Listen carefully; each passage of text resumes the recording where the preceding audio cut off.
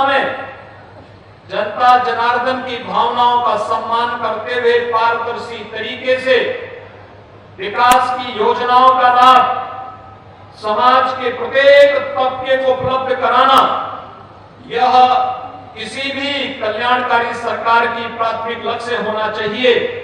और प्रधानमंत्री मोदी जी के नेतृत्व में हम सब ने यही सीखा है और आज उसका परिणाम उत्तर प्रदेश के अंदर आप सबको देखने को मिल रहा है।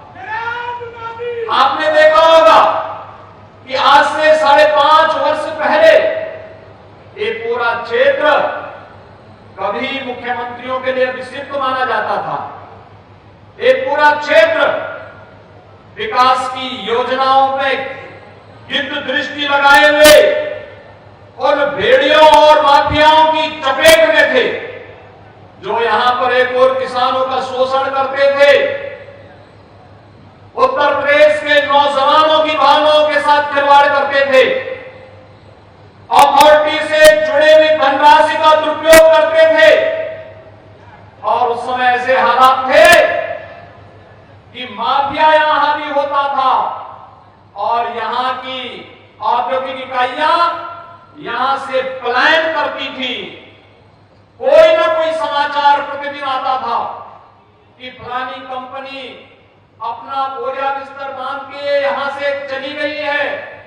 लेकिन भाइयों बहनों, पिछले 5.5 वर्ष के अंदर आपने देखी कि तस्वीर बदली है आपके गौतम बुद्ध नगर जनपद की, और इसमें जनप्रतिनिधियों की सक्रिय सहभागिता,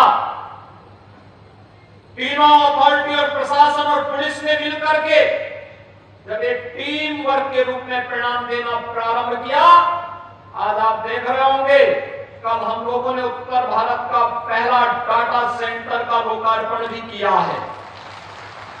ये केवल एक लोकार्पण नहीं है भाइयों बहनों, यह डिजिटल इंडिया के मूर्त रूप को और उसकी आने वाली चुनौतियों के लिए आपकी एक नई शुरुआत है।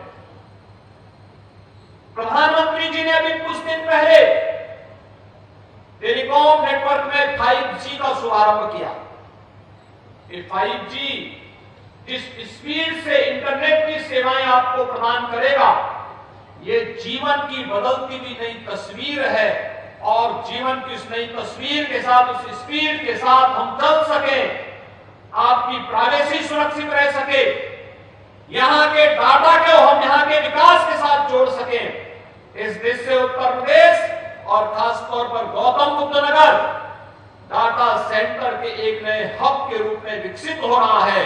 और इस देश से भी मैं आप सबको बधाई देता हूं, पूरे प्रदेशवासियों का अभिनंदन करता हूं।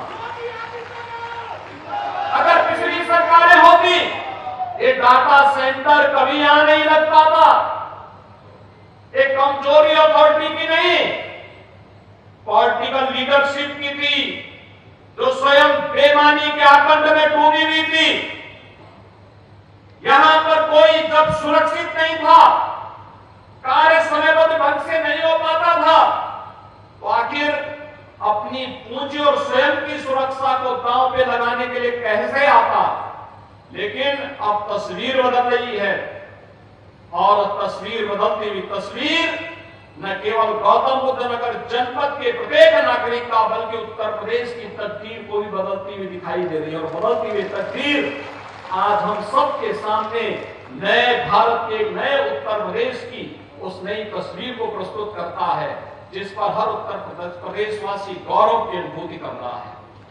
भाइयों बहनों, आपने देखा होगा कभी जेवर क्षेत्र अपराध के गढ़ के रूप में जाना जाता था। मुझे याद है जुलाई 2017 की वो घटना, कितना विभत्स कांड हुआ था जेवर क्षेत्र में, पूरी मानवता दहल उठ पड़ी थी। और तब मैंने कहा था, इन माफिया और इन अपराधियों को, इन दुष्कर्मियों को सबक अब सिखाना ही पड़ेगा। और भाइयों बहनों, हम लोगों ने तब अपनी कार्रवाई प्रारंभ की। उस समय हम लोगों ने दृढ़ इच्छा शक्ति के साथ इनसे निपटना प्रारंभ किया था, कार्रवाई आगे बढ़ी थी। और आज आप देखते होंगे उत्तर प्रदेश से संगठित अपराध पूरी तरह समाप्त हुआ है। उत्तर प्रदेश में माफिया जो कभी प्रदेश की व्यवस्था के सरपरस्त हुआ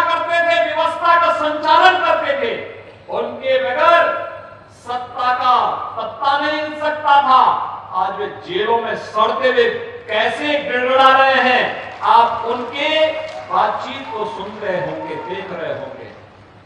ये यहाँ के युवाओं के भविष्य पे ग्रहण लगाते थे। आज आपके आशीर्वाद से उत्तर प्रदेश के अंदर प्रधानमंत्री मोदी जी के आह्वान पर जो सरकार बनी है, वह इनके ऊपर ग्रहण लगाने का कार्य कर रही है और उत्तर प्रदेश के नौजवानों के भविष्य को उज्जवल करने का कार्य कर रही है।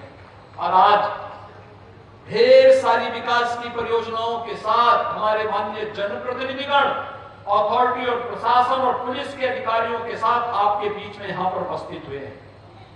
ढेर सारी योजनाएं यहां पर आई हैं। तीनों अथॉरिटी में एक स्वस्थ प्रतिस्पर्धा प्रारंभ हुई है। नोएडा, ग्रेटर नोएडा, यमुना अथॉरिटी, कौन कितना निवेश कराकर कि कितने नौजवानों के लिए रोजगार की सुविधा उपलब्ध करवा सकता है। आज आप देख रहे होंगे देश के अंदर वर्ल्ड क्लास इंफ्रास्ट्रक्चर अगर आपको कहीं जाके देखना है तो नोएडा, ग्रेटर नोएडा और यमुना अथॉरिटी के पास आप आकर देख सकते हैं। ये सुविधा आपको यहां देखने को मिल सकती है।